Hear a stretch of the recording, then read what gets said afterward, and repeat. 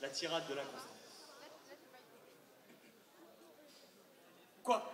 Tu veux qu'on se lie à demeurer au premier objet qui nous prend? Qu'on renonce au monde pour lui? Qu'on n'est plus Dieu pour personne?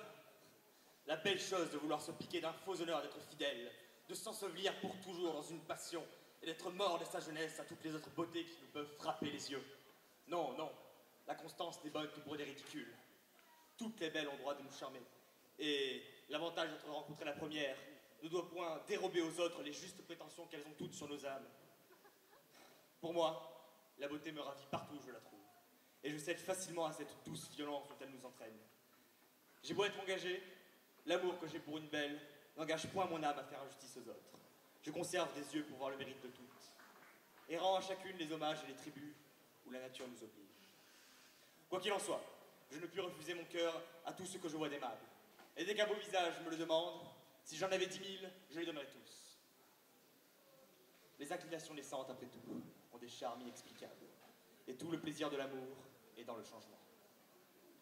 On goûte une douceur extrême à réduire, par cent hommages, le cœur d'une jeune beauté, à voir de jour en jour les progrès qu'on y fait, à combattre, par des transports, par des larmes et des soupirs, l'innocente pudeur d'une âme, qui a peine à rendre les armes, à forcer pied à pied toutes les petites résistances qu'elle nous oppose, à vaincre les scrupules dont elle se fait un honneur, et la mener doucement où nous avons envie de la faire venir. Mais lorsqu'on en est maître une fois, il n'y a plus rien à dire, ni rien à sauter. Tout le beau de la passion est fini, et nous nous endormons dans une tranquillité d'un tel amour.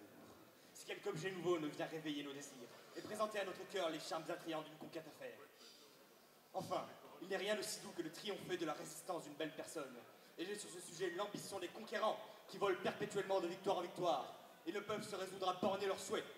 Il n'y a rien qui puisse arrêter l'impétuosité de mes désirs. Je me sens un cœur à aimer toute la terre. Et comme Alexandre, je souhaiterais qu'il y eût d'autres mondes pour y pouvoir étendre mes conquêtes amoureuses.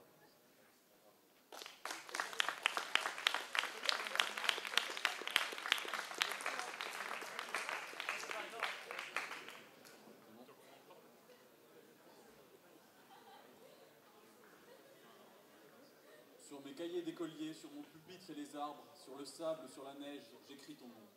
Sur toutes les pages lues, sur toutes les pages blanches, pierre sans papier ou cendre, j'écris ton nom. Sur les images dorées, sur les armes des guerriers, sur la couronne des rois, j'écris ton nom. Sur la jungle et le désert, sur les nids, sur les genêts, sur l'écho de mon enfance, j'écris ton nom.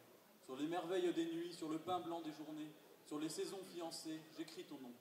Sur tous mes chiffons d'azur, sur l'étang soleil moisi, sur le lac lune vivante, j'écris ton nom. Sur les champs, sur l'horizon, sur les ailes des oiseaux, et sur le moulin des ombres, j'écris ton nom. Sur chaque bouffée d'aurore, sur la mer, sur les bateaux, sur la montagne démente, j'écris ton nom. Sur la mousse des nuages, sur les sueurs de l'orage, sur la pluie épaisse et fade, j'écris ton nom. Sur les formes scintillantes, sur les cloches des couleurs, sur la vérité physique, j'écris ton nom. Sur les sentiers éveillés, sur les routes déployées, sur les places qui débordent, j'écris ton nom. Sur la lampe qui s'allume, sur la lampe qui s'éteint, sur mes maisons réunies, j'écris ton nom. Sur le fruit coupé en deux, du miroir et de ma chambre, sur mon lit coquille vide, j'écris ton nom. Sur mon chien gourmand et tendre, sur ses oreilles dressées, sur sa patte maladroite, j'écris ton nom. Sur le tremplin de ma porte, sur les objets familiers, sur le flot du feu béni, j'écris ton nom. Sur toute chair accordée, sur le front de mes amis, sur chaque main qui se tend, j'écris ton nom. Sur la vitre des surprises, sur les lèvres attentives, bien au-dessus du silence, j'écris ton nom. Sur mes refuges détruits, sur mes phares écroulés, sur les murs de mon ennui, j'écris ton nom. Sur l'absence sans désir, sur la solitude nue, sur les marches de la mort, j'écris ton nom. Sur la santé revenue, sur le risque disparu, sur l'espoir sans souvenir, j'écris ton nom. Et par le pouvoir d'un mot, je recommence ma vie. Je suis né pour te connaître, pour te nommer liberté.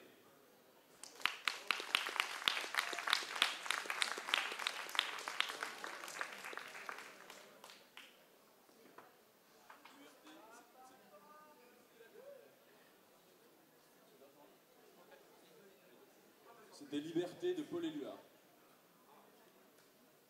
Rappelle-toi, Barbara, il pleuvait sans cesse sur Brest ce jour-là, et tu marchais souriante, épanouie, ravie, ruisselante, sous la pluie. Rappelle-toi, Barbara, il pleuvait sans cesse sur Brest, et je t'ai croisé rue de Siam. Tu souriais, et moi je souriais de même. Rappelle-toi, Barbara, toi que je ne connaissais pas, toi qui ne me connaissais pas, rappelle-toi. Rappelle-toi quand même ce jour-là, n'oublie pas. Un homme sous un porche s'abritait, et il a crié ton nom, Barbara. Et tu as couru vers lui sous la pluie, ruisselante, ravie, épanouie, et tu t'es jetée dans ses bras. Rappelle-toi cela, Barbara, et ne m'en veux pas si je te tutoie. Je dis tu à tous ceux que j'aime, même si je ne les ai vus qu'une seule fois.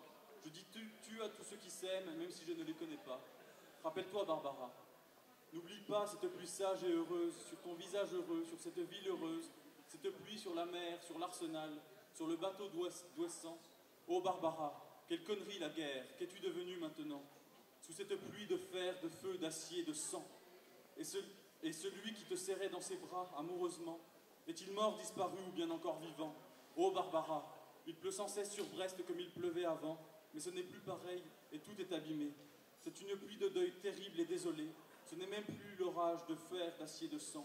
Tout simplement des nuages qui crèvent comme des chiens qui disparaissent au fil de l'eau sur Brest et vont pourrir au loin, très loin de Brest, dont il ne reste rien. Barbara, Jacques Prévert.